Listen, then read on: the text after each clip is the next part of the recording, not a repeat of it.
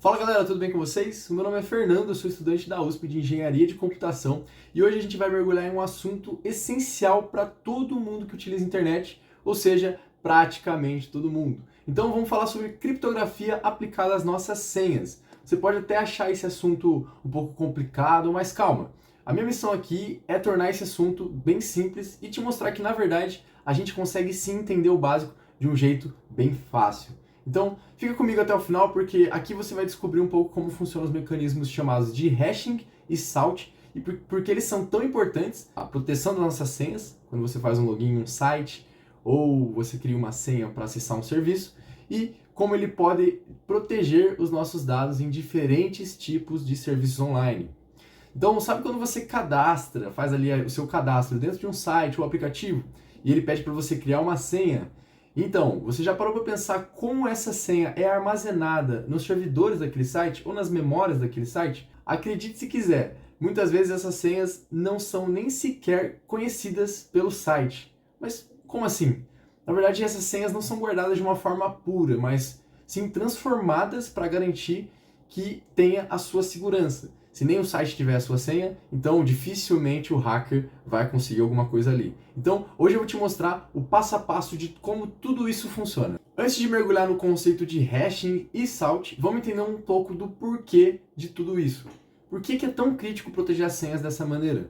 Então, nos últimos tempos a gente teve vários escândalos de vazamento de dados de empresas gigantescas como o Facebook e o LinkedIn, onde informações pessoais de milhões de usuários foram expostas. E o que acontece quando a sua senha cai na internet?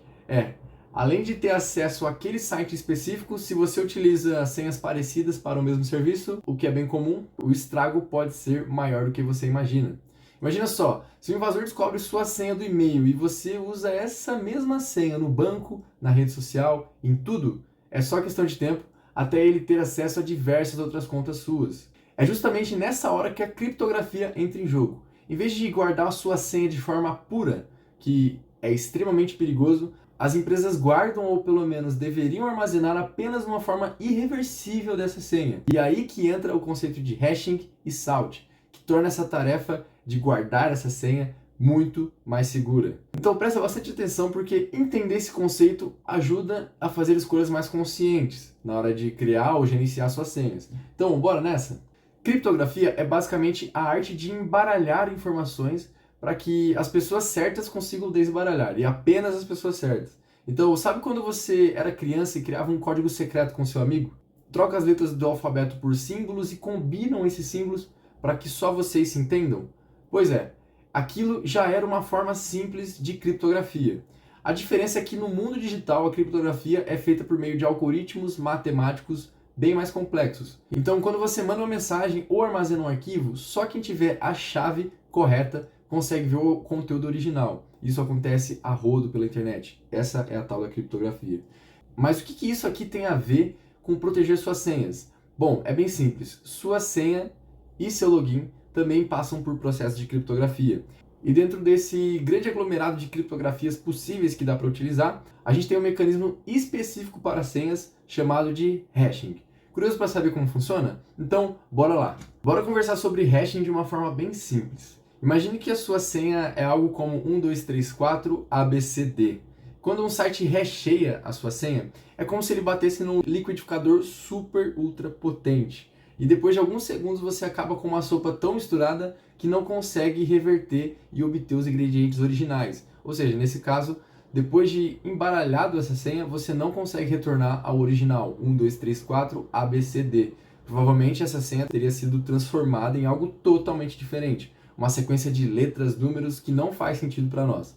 É uma via de mão única, você coloca a senha lá dentro, você obtém um hash e não consegue reverter esse hash para a sua senha original. E essa é uma grande sacada, porque mesmo que você roube esse hash de dentro do site, não significa que você vai descobrir a senha original com facilidade. Para ficar ainda mais claro, vamos dar um exemplo da palavra senha 123. Se eu jogar isso em algoritmo chamado SHA-256, que é um tipo de hash, eu vou obter uma sequência enorme de caracteres, algo do tipo EF92B778, enfim, isso aqui vai e fica bem grande. A grande questão aqui é que, batendo o olho nesse hash, ninguém consegue saber que a senha original é a senha 123. Mas você pode pensar, mas se não dá para reverter, então como é que aquele site sabe quando eu digitei a senha correta de fato? E a resposta para essa pergunta é, quando você digita sua senha de novo no login, o sistema repete o processo de transformação, o hash, e ela obtém o mesmo número extenso. Então, mesmo que não dê para reverter do hash antigo para a senha original, sempre que você coloca a senha original, o hash que retorna é sempre o mesmo. E assim o site consegue identificar que a sua senha bateu e que você digitou de fato a sua senha correta. Viu como é simples e genial ao mesmo tempo? Bom, esse é só o começo de como nossas senhas são protegidas. Ainda tem mais um detalhe que faz toda a diferença: o salt. O salt, do termo em inglês tempero, nada mais é do que justamente um tempero único adicionado à sua senha antes de passar pelaquele tal liquidificador, o hashing. Então imagine que duas pessoas têm a mesma senha, aqui no nosso exemplo, senha 123. Sem o salt, o hash gerado seria exatamente o mesmo. Então um hacker, se acessasse a base de dados, já saberia que aquelas duas pessoas possuem a mesma senha. E isso é péssimo, né? Mas se cada senha recebesse um tempero único, cada usuário recebesse um tempero único em sua senha, um salt gerado aleatoriamente, mesmo que a senha seja igual, os hashes finais ficam diferentes. Então, antes de passar no liquidificador, é adicionado um tempero especial naquela senha, alguns dados aleatórios, e depois batido no liquidificador. Isso dificulta muito quem tenta atacar o banco de dados, principalmente uma estratégia que já utiliza tabelas prontas de hashes pré-processados para tentar descobrir a senha do usuário. Com saltos aleatórios, isso se torna bem difícil. Sem o salt, ataques como Rainbow Tables são muito mais fáceis. As Rainbow Tables são tabelas enormes de base de dados que mapeiam senhas possíveis para seus respectivos hashes, como eu comentei. Se um site não utiliza o salt, o hacker pode simplesmente consultar essa tabela e descobrir rapidinho qual a senha por trás de cada hash. Quando cada senha tem um salt único, essas tabelas ficam praticamente inúteis, porque o hacker teria que recalcular tudo levando em conta o salt de cada usuário. Em resumo, o salt faz com que cada senha se torne verdadeiramente única, mesmo se os usuários optassem por escolher a mesma senha. Isso faz com que aumente em muito a segurança do seu site. Agora que a gente já sabe como o hash e o salt funcionam, fica muito mais fácil entender a importância deles e como se defender dos principais ataques. Vamos conhecer os três principais ataques. O primeiro deles é a força bruta. Nesse ataque, o invasor faz um bombardeio de tentativas, experimentando todas as combinações possíveis e as mais prováveis, até encontrar uma que gere o mesmo hash da senha verdadeira. É como tentar abrir um cadeado testando cada chave do mundo até achar a que se encaixa. A segunda se chama dicionário. Aqui, o hacker utiliza uma lista de senhas mais usadas ou palavras de um dicionário. É um método mais inteligente que a força bruta, porque tenta primeiro as combinações que as pessoas comumente utilizam nas suas senhas. Por exemplo, 1, 2, 3, 4, 5, senha 1, 2, 3, admin 1, 2, 3. Esses são os clássicos que muita gente usa, e assim por diante.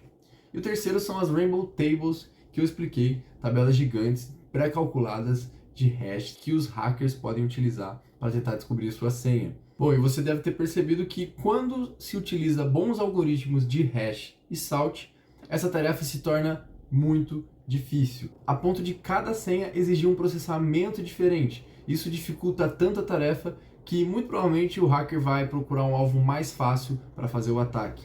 Além disso, aqui fica a dica: conhecer esses ataques te ajuda a entender a importância de não utilizar senhas fracas ou repetidas. Quando você faz a sua parte e o site fazem a parte deles também, implementando hash e salt corretamente, as suas contas ficam muito mais seguras. Boa, galera, agora eu quero compartilhar com vocês uma das histórias mais impactantes envolvendo vazamentos de senhas.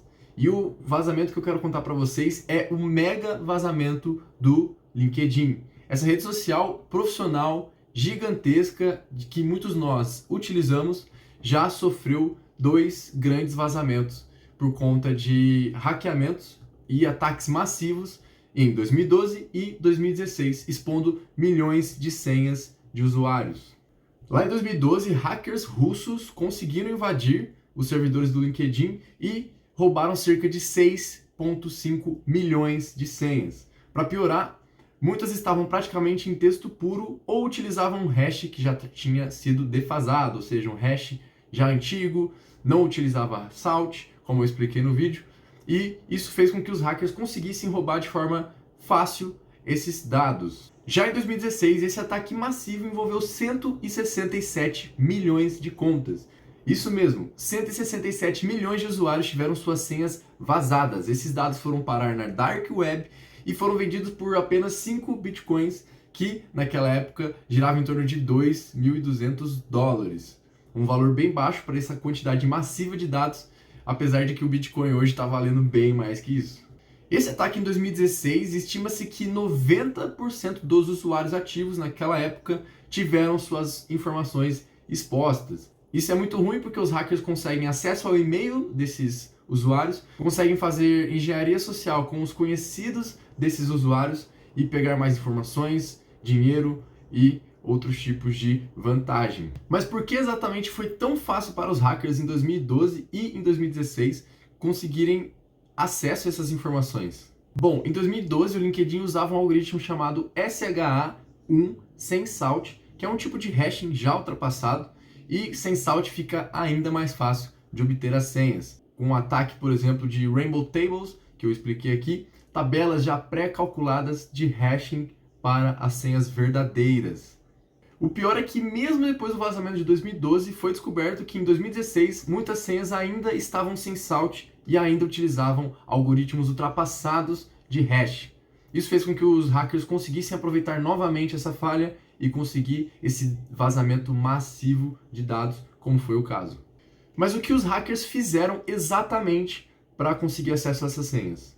Eles combinaram algumas técnicas. A primeira delas foi a força bruta acelerada, que é uma técnica usando GPUs de placa de vídeo poderosíssimas que eram possíveis de gerar até 350 bilhões de hashes SHA-1 por segundo. Isso torna a quebra de senhas fraca quase que instantaneamente, porque muitas combinações podem ser geradas e descobertas as senhas verdadeiras dos usuários. Além disso, após esse vazamento, os hackers utilizaram um fórum da Dark Web chamado The Real Deal e venderam por bitcoins. Quem comprasse teria acesso não só aos e-mails do cliente, mas também às senhas correspondentes. O problema é que muitas pessoas usam as mesmas senhas para vários serviços. Então, esses compradores que tiveram acesso às senhas do LinkedIn provavelmente tiveram acesso às senhas que os usuários também utilizavam em outros serviços com a mesma senha do LinkedIn. Como, por exemplo, Gmail, PayPal, Facebook, bancos e etc. Por isso a importância da gente sempre utilizar senhas diferentes. E fato curioso, vocês acreditam que entre as senhas mais utilizadas estavam 1, 2, 3, 4, 5, 6, password e LinkedIn? Pois é, ridiculamente fáceis. Outra curiosidade é que antes de vender os 167 milhões de contas, o hacker chamado Pierce liberou 1 milhão delas de forma gratuita, como uma amostra grátis, o que atraiu o comprador que pagou as 5 bitcoins em todos os dados massivos. Esse caso é um exemplo de como não se deve armazenar as senhas. Só depois do dano é que o LinkedIn passou a usar algoritmos mais robustos, como o BCRYPT, que aplica um salt e ainda mais lento, dificultando em muito a força bruta acelerada que eu expliquei aqui. Milhões de usuários só descobriram que suas senhas tinham sido vazados muito tempo depois, ao verificar sites como Have I Been Pwned, que eu vou deixar aqui na descrição, se você tiver curiosidade, veja se alguma senha sua vazou, é bem legal. Enquanto isso, hackers já tinham explorado essas informações de várias maneiras. E as consequências são gravíssimas. Houve processos judiciais, multas e uma mancha na reputação do LinkedIn. Além disso, muitas pessoas sofreram perdas financeiras porque as credenciais vazadas eram reaproveitadas em outros serviços, como serviços financeiros, e-mails e etc., como eu venho repetindo. E o pior, até hoje, muita gente continua utilizando senhas fracas, ignorando essas lições, um descuido que, acredite, tem potencial de gerar um prejuízo enorme mesmo. Bom, o que fica de aprendizado é que a história do LinkedIn não é só uma história antiga, ele mostra claramente o que aconteceu, algoritmos inseguros em um site, a falta de atualização de segurança depois de um ataque já feito em 2012 e usuários que confiam em senhas fracas ou ficam repetindo as mesmas senhas em vários serviços. Então lembre-se, Não é só responsabilidade da empresa cuidar das nossas senhas. Nós também temos a responsabilidade de utilizar senhas únicas e fortes para diferentes serviços. De preferência num gerenciador de senhas. Beleza, você com certeza já entendeu a necessidade de utilizar senhas fortes e utilizar senhas diferentes para diferentes serviços para a sua própria proteção. Aqui vão algumas dicas específicas para você utilizar. Primeira dica, use um gerenciador de senhas. Ferramentas como LastPass, OnePassword ou Bitwarden são ótimas aliadas. Elas criam senhas fortes, armazenam em um local só, criptografado, e que você tem acesso a uma senha criptografada que você cria. E é claro, essa senha precisa ser forte e deve ser a única senha que você precisa lembrar para acessar as outras senhas. Segunda dica, ative a autentificação de 2 fatores. Se você precisar, por exemplo, verificar a atividade em um e-mail ou no seu celular, isso dificulta em muito que o hacker acesse um serviço. Não basta ter só a sua senha, mas você precisa verificar isso com o seu celular ou com outro meio de comunicação. Isso é muito bom, ajuda também a proteger. Além disso, verifique os vazamentos em sites de confiança. Serviços como Have I Been Pwned mostram se o e-mail ou senha foram encontrados em algum vazamento. É uma boa prática checar de tempos em tempos e ver se alguma credencial sua anda circulando por aí. Crie senhas únicas para cada serviço. Jamais repita a mesma senha do banco em outros serviços, e-mails, rede social. Utilize um gerenciador, como eu comentei aqui, para criar senhas aleatórias que você não precisa ficar lembrando. E olha só, leva isso bem a sério. Uma única senha fraca em um site aleatório pode ser o ponto de entrada de um hacker para o seu ecossistema de contas, e-mails e outros serviços que pode te afetar bastante. Bora fazer uma rápida revisão do que acontece por trás dos panos, a mágica que acontece para proteger as suas senhas dentro dos sites, ou pelo menos deveria acontecer. Primeiro, você digita a sua senha. O site adiciona um salt único à sua senha. Essa mistura senha mais salt passa pelo liquidificador, que é o nosso algoritmo de hashing. O site apenas guarda o hash gerado e não a sua senha real. Então, se alguém invadir o banco de dados do site e tiver acesso às suas informações, não terá acesso às senhas reais, e sim uma versão hasheada. Isso dificulta bastante com que o hacker consiga pegar sua senha verdadeira. Ainda mais o salt torna a senha única, fazendo com que o hacker não consiga bater uma tabela de hash já calculada com a sua possível senha real. E como você pode levar isso para o seu dia a dia? Primeiro, é sempre legal a gente verificar a reputação dos sites. Apesar do LinkedIn, por exemplo, já ter 2 vazamentos, a gente sabe que hoje os algoritmos utilizados pela empresa já são muito seguros. Além disso, mantenha as suas senhas atualizadas e não reutilize senhas antigas, como eu venho dizendo ao longo do vídeo. Sempre que puder, ative a autentificação de 2 fatores. Então, assim que acabar esse vídeo, aproveita para dar uma geral nas suas senhas. Veja se elas vazaram nos sites de confiança.